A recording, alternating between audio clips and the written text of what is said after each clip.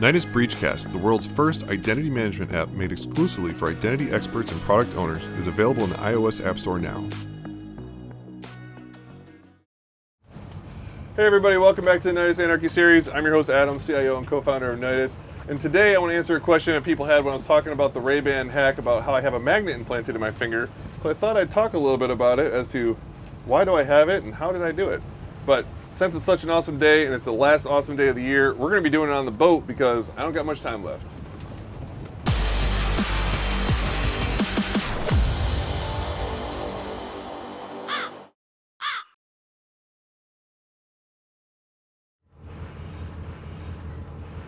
So let's just kick this thing off. So a long time ago, let's say about maybe like 2006, maybe 2007, I was in Germany hanging out with some friends. And we were partying in a castle one night, and then a buddy of mine comes up to me, he's like, dude, you gotta let me put a magnet in your finger. And I was like, yeah, that sounds like a great idea. So wound up doing it. So as you can tell, like this is just like a little staple. You can kind of see it's holding up right up against it. And then I have, let's show you, make it a little bit easier, it's more fun. If I do something that's actually magnetic, like this is a little refrigerator magnet, it's got a little rare earth neodyme magnet in there. So I put that on my finger, boop, you can see it really sticks to it pretty good because there's a rare earth magnet in my finger. Now the question is, first question everyone always asks me is, well, why would you do that? And the answer is actually pretty simple. Well, it was offered to me and it sounded like a cool idea, so I did it. Now what's neat about it is, one, yeah, I can stick stuff to my finger, and that was always cool. It's like basically it's just like a bar trick, right? Pick up bottle caps, paper clips, staples, little things like that. Also, obviously magnets work really well. And then depending on which direction the magnet is in my finger, I can also repel magnets. So it looks like I have, magic powers because I can move things away from. So like, let me see if I can flip this thing. Won't do it. Let's see which side is it going right now. It's tied there. So what it is, there's a little pocket inside my finger that a magnet that's encased in silicone has been placed in my finger. So in this pocket, if I kind of mess with it, I can flip it around. It's not always the easiest to flip, but because it's like in my body, it's kind of difficult to move, but I think I can get it.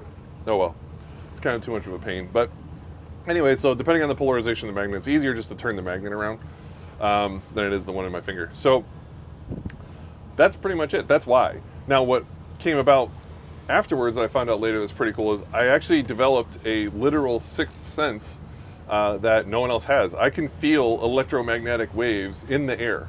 And it makes sense, right? Because it's really just vibration. So what'll happen is the stronger the electromagnet, then the more I feel like kind of a vibration or a tingly feeling at the tip of my finger.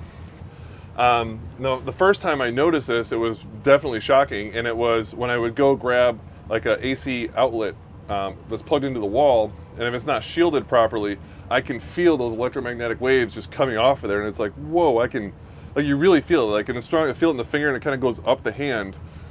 So I can feel how intense the electromagnetic radiation leak is just from being close to it and how far away it is I feel it. The freakiest one though is actually like when you go to a store and buy something, let's say like Best Buy, and they have those, there's a giant electromagnet under the counter that demagnetizes their security devices so it doesn't set off the scanners when you leave the building. And you probably hear it like make a loud doing noise, like every time they scan something it makes like that loud noise. Well, that loud noise is also the electromagnet turning on and off. Obviously I wasn't thinking about this the first time I saw this, and of course the people in the register aren't thinking, hey, this person may have a magnet in their hand, I should tell them. So the first time I had my hand near that thing, like setting something down, and that magnet triggered and it made that noise and it sent such a strong shock. I was like, holy crap, because it sent like a jolt of electricity up my arm because it was so strong. What didn't really hurt, but it was just shocking. Like if you're just sitting there and then all of a sudden a giant jolt of electricity, it freaks you out when you're not expecting it. So that was crazy. So that's when I started learning like, oh man, I gotta kind of be careful a little bit. So also things like MRI machines or whatever, I have to let people know. I haven't had to have an MRI yet, but I talked to a couple doctors about it. And they're like, yeah, don't worry, we'll just put your hand in like a lead glove. I'm like, okay, cool. I guess they have a solution for this already. Now, what was also interesting and a not cool thing that I learned is at that time, the Mac that I was working on the most for like my day-to-day work was a MacBook Air. And just to the left of like the the tilde character a little down lower, maybe a little lower, maybe around the tab key, is a magnet under the speaker that is what's determining if the lid is closed. It was a MacBook Air. So if the magnet detects another magnet or metal, it says, oh, the lid must be closed, put the Mac to sleep. So every time I go to move my hand, the magnet would naturally go right where that sensor is and put my freaking computer to sleep. So that became super irritating, and I couldn't complain to Apple about that one. So I wound up having to literally just learn how to readjust how I type so that I don't accidentally trigger the magnet to turn my computer off. So that was fun. Now, how did this all happen? So forever ago, I used to be pretty big in the body modification community. And so I was around a lot of people that did crazy body implants, like this. You see stuff with like horns, or having pieces of their body cut off, like fingers cut off, and all kinds of crazy stuff. Like, I mean, the craziest stuff that you could probably imagine. I've been a part of even weirder stuff. I have a lot of it on video too, because a lot of these people, I had trust with them. I had a website back in the day, and so I got a lot of crazy stuff on video that these guys were doing that will never see the light of day, unfortunately. But either way, it's still pretty cool to see. Like, there was one time, I'm not gonna name names or anything, so I don't want to be too specific, but there was a guy putting in a horn implant into, I think it was a girl, and so what they do is just like the implant in my finger, is the exact same procedure. First, you take a scalpel and you cut open the skin, and then once the skin's open, you take this tool, it looks like a little metal spatula, and you start separating the dermis layers. So you kind of, what it is, that's called creating a pocket. So with these tools, you start separating the skin away from the fascia tissue, with all that connective tissue, just kind of breaking it all apart. I mean, you can see this in like surgery videos too.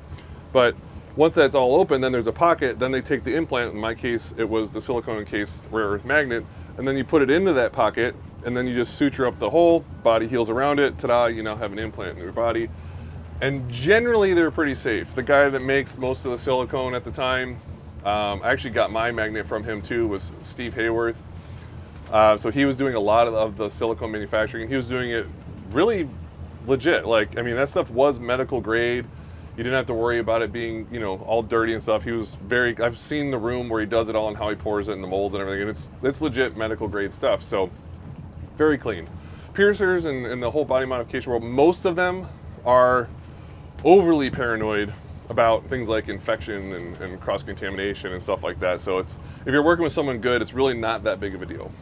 Now, this case, fast forward a couple years later, I'm in a hotel room at a conference for body modification people, and this guy is doing a horn implant on a girl. So he cut open a little, made a little cut on the forehead.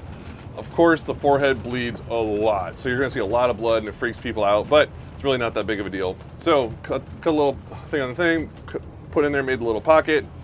And the deal is, you want to create the smallest hole possible, because you don't want it wiggling around, and you don't want to create that much damage to the skin. So you want to do basically the least amount of trauma to the skin, the better.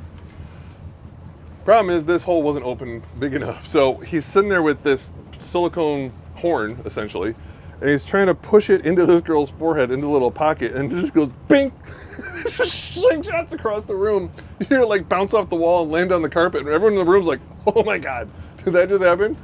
He's like, oh yeah, it'll be fine. So we'll just do a local disinfectant, clean it up with some stuff, and yeah, you're good to go. And then he put it in and sutured it up, and I'm just going, holy shit. This I don't know, this is not so hot. But so that was kind of crazy. So definitely there's some people doing some rogue things out there that they shouldn't be doing.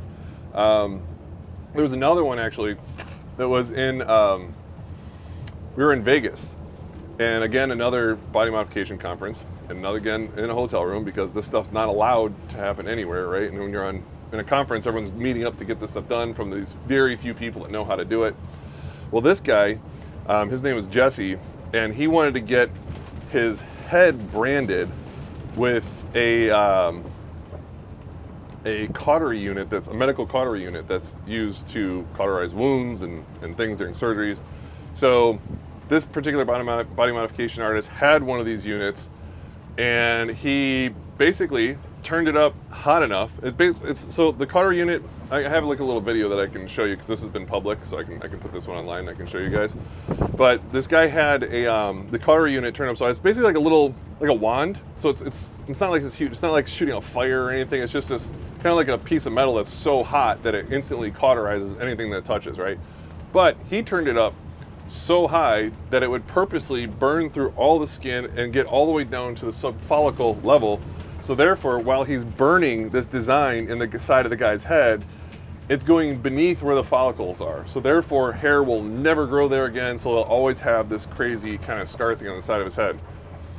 The dude that got this done was on so many different drugs to try to help with the pain from this stuff. I mean, like drugs that should knock out a horse.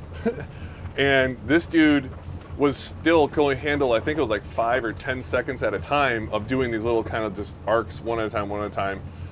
It was insane. I have a video of a buddy of mine walked in and saw it happening real time. You could see him turn white as a ghost, and he almost passed out just from watching it. The one thing that's crazy that you can't tell in these videos and stuff though, is the smell. So when you burn human tissue, it is a very unique smell that does not smell like any other barbecue that you've ever had. But you know it's burning flesh instantly, but it's like, what is that? You just don't know what it is. Once you smell burning human flesh though, you will never forget that smell.